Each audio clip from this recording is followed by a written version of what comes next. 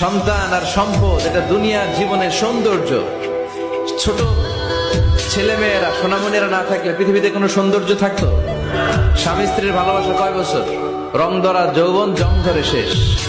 1-2 বছর পরে আর আগের ওই মাতলামিটা থাকে না, ওই ভালোবাসাটা থাকে না। এরপরে ভালোবাসাটা হয় ছেলে মেয়েদের কারণে, ঠিক কিনা?